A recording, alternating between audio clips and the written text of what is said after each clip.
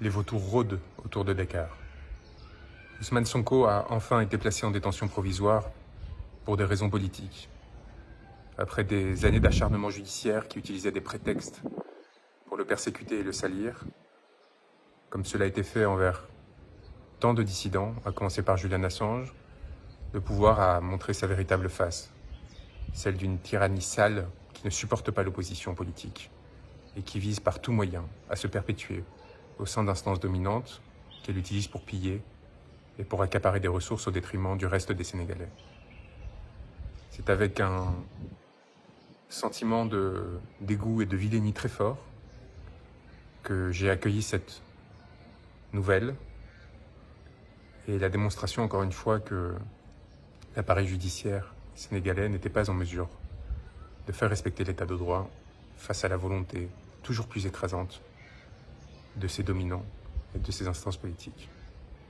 Alors je vous dis tout cela depuis Dakar, où je salue la mort d'un nouveau martyr, tombé à Pikine aujourd'hui,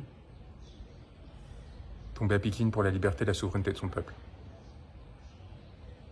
Tué par les balles d'agents de la BIP, sur lesquels nous avons tous les éléments pour mettre en œuvre les poursuites qui ont été enclenchées tant en France qu'à la Cour pénale internationale, et je l'espère bientôt, dans le cadre d'un changement de régime démocratique, qui se poursuivront au Sénégal lorsque celui-ci retrouvera sa souveraineté.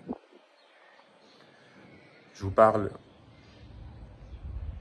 non pas en fugitif, déguisé en femme, mais en effet porteur d'une robe. Une robe d'avocat. Une robe d'avocat qui m'a valu l'émission d'un mandat d'arrêt international de la part d'un gouvernement qui n'a, semble-t-il, plus idée de ce que représente l'état de droit, qui pense que lorsque cela ne suffit pas de poursuivre des individus injustement, il peut s'attaquer à ceux qui portent sa parole, le représentent, et ensuite aux journalistes qui la relayent dans l'espace public. Je tiens à saluer le courage de beaucoup de journalistes sénégalais qui, contrairement à leurs collègues oligarchisés français, ont au moins cette passion de la diversité et de la différence, même si certains sont pris dans les raies de la propagande.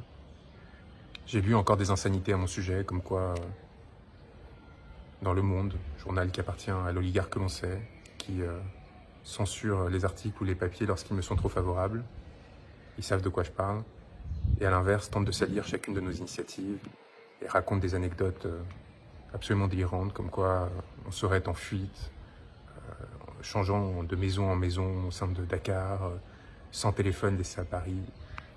Désolé de vous décevoir, mais la réalité est à la fois beaucoup plus complexe et beaucoup plus enchanteuse que celle que vous tentez d'écrire pour détruire vos ennemis et non pas faire votre travail, contrairement à ce que vous espérez faire croire aux autres, mais servir des intérêts que l'on sait. Nous sommes ici sereins, travaillant, dur, pour nous assurer du respect des droits des personnes qui se sont engagées dans ce territoire pour leur liberté et leur souveraineté, et constatant une forme d'inertie assez sidérante de la part d'une part de la communauté internationale, mais également de la France, mon pays, qui détient une base militaire à quelques mètres du lieu où je suis, et qui craint probablement de la perdre, et qui, par crainte de la perdre, est prête à s'asseoir sur tous les principes qu'elle a revendiqués ces dernières années, et qui ont fait son prestige et sa valeur au cours de l'histoire.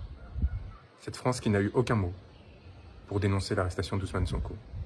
Cette France qui a participé à sa persécution en soutenant le mandat d'arrêt émis à mon encontre.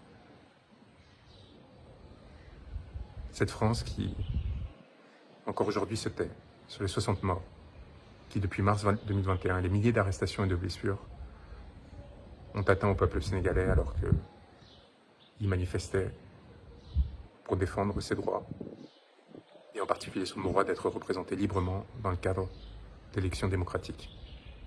Alors c'est sûr qu'en France, on n'est pas habitué à des peuples qui luttent pour la démocratie, tout simplement parce que notre démocratie a été tellement avariée par ces jeux oligarchiques, par ces compromissions successives, par ces distorsions institutionnelles, qu'elle a perdu tout goût à la liberté et à la démocratie.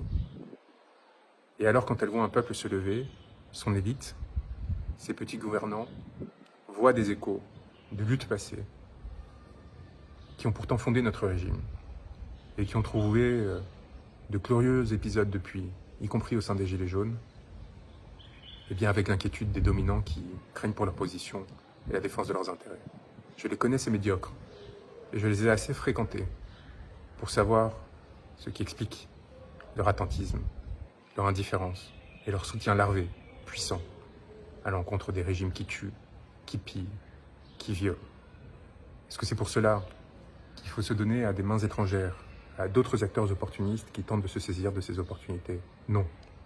Il faut en profiter pour garder sa dignité, réclamer sa souveraineté et proposer des positions d'équilibre comme celles qu'Ousmane Sonko développait, sans asservissement à l'égard d'une puissance tierce, quelle qu'elle soit, pour et par le peuple. Pour et par le peuple. C'est maintenant le cri qui doit nous unir pour défendre, à travers ce destin et à travers celui de tous ceux qui luttent, nos aspirations à la beauté et la dignité. Courage à tous. On est à vos côtés, très proches. On l'a fait pour vous démontrer qu'on n'était pas dans l'incantatoire, que l'on était aussi capable de prendre des risques, mais aussi, jusqu'au bout, revendiquer la légitimité de nos faits, des gestes, de nos paroles, puisque c'est sur des paroles que nous avons été poursuivis. Notre droit et notre devoir impérieux de porter assistance à ceux qui nous l'ont demandé sans céder à une quelconque forme de pression. C'est ainsi que j'ai toujours exercé mon magistère, c'est ainsi que je continue à le faire auprès des frères qui luttent, de la Guadeloupe au Sénégal, et rien ni personne ne pourra nous en empêcher. Peut-être qu'ils nous arrêteront, peut-être qu'ils nous empêcheront de mener à bien le travail que l'on mène avec des acteurs de la société civile, politique, des confrères, pour essayer de comprendre les mécanismes d'oppression qui ont amené à la commission de crimes contre l'humanité. Mais il nous faut rappeler deux choses. D'une part, leurs crimes sont imprescriptibles. D'autre part, le travail que nous avons fait, cette communication auprès internationale, cette plainte auprès des institutions françaises et qui seront, je l'espère, relayées par les institutions sénégalaises dès que ce pays aura repris sa souveraineté, ce travail est fait. Leurs responsabilités sont établies. Et les mots que nous avons enfantés ne pourront pas être effacés. Courage à tous et tenez bon pour notre souveraineté et notre dignité.